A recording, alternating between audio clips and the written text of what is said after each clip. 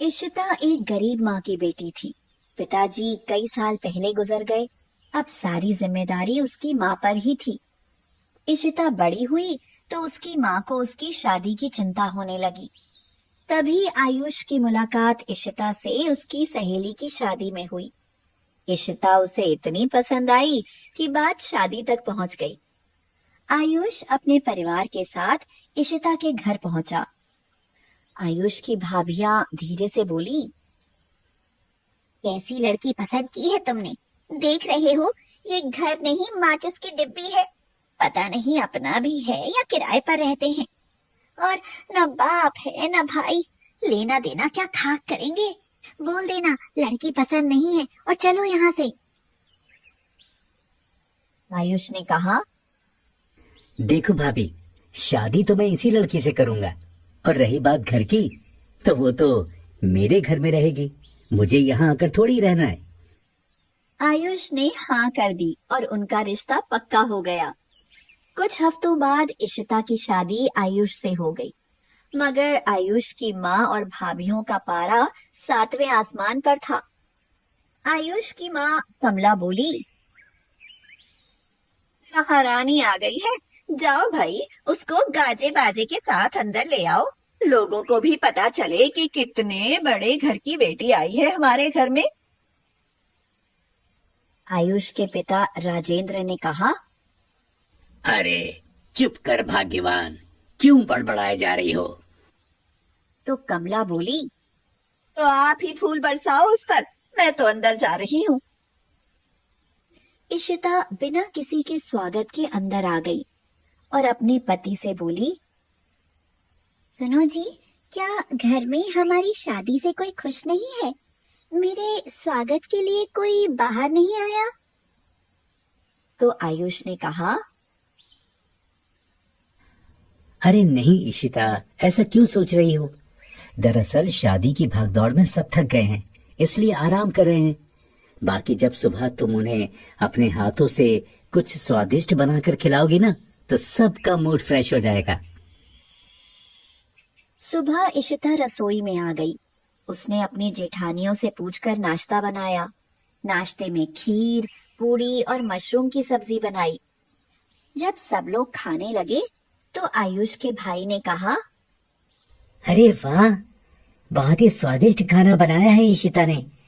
ऐसा खाना तो कभी नहीं खाया। आज के बाद तो इशिता ही खाना बनाया करेगी। आयुष की भाभी तारा गुस्से में बोली, हाँ, जैसे हमें तो खाना बनाना आता ही नहीं। हाँ। तो आयुष की दूसरी भाभी रूपा बोली, हमारी तारीफ तो आप लोगों ने कभी नहीं की।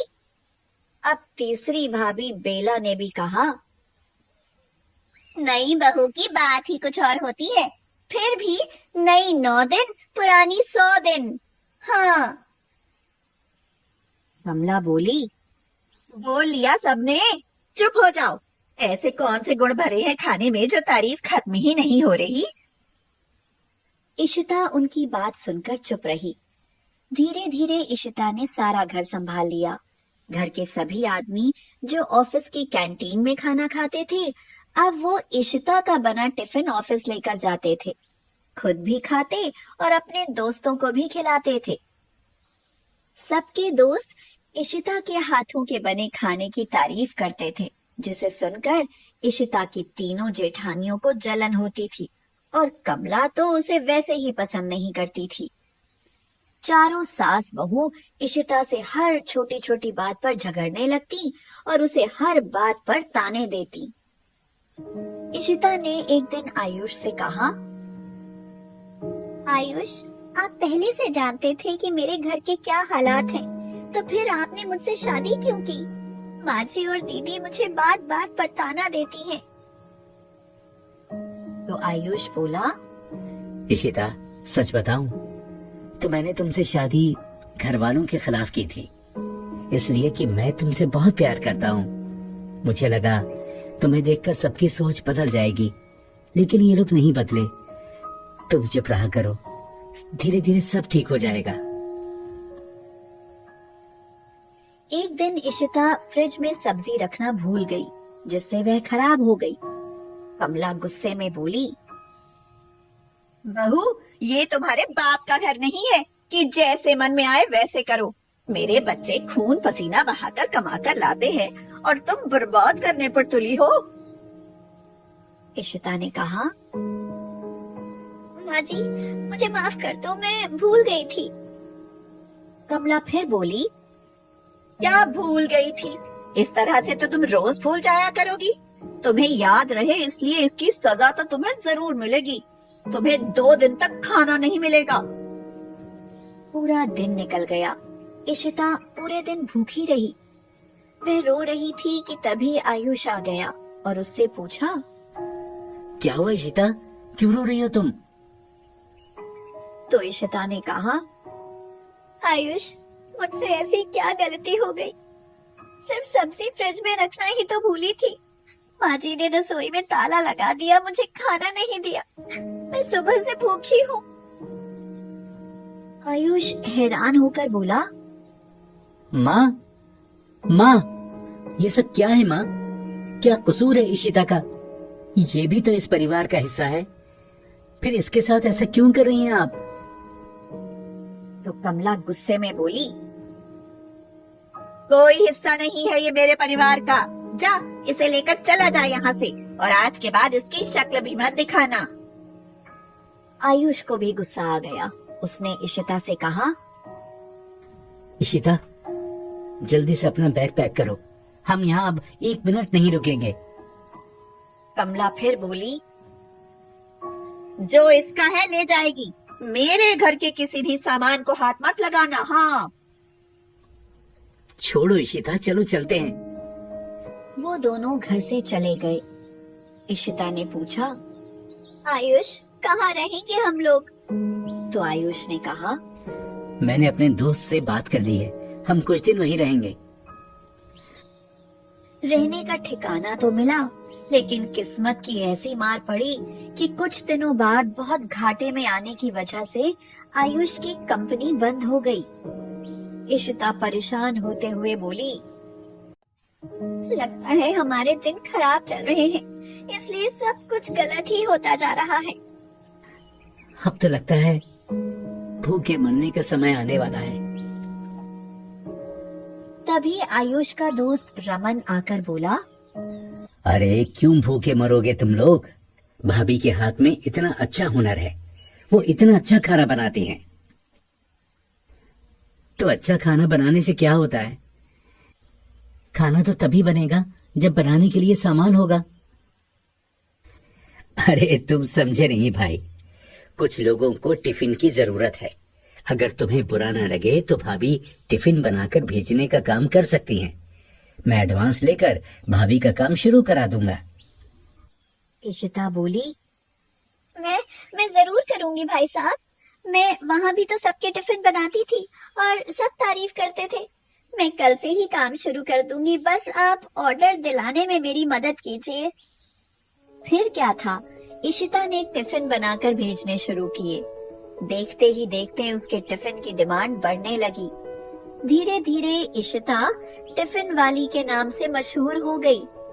2 साल बीत गए। इशिता का काम बहुत अच्छा चलने लगा। उधर उसकी ससुराल में तीनों बहुओं ने कमला का जीना मुश्किल कर दिया और उसे घर से बाहर निकाल दिया।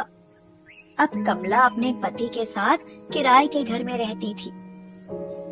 इशिता एक दिन आयुष से कहती है, आयुष, आज हमारी मेहनत से हमारे पास सब कुछ है, लेकिन बिना परिवार सब कुछ अधूरा है।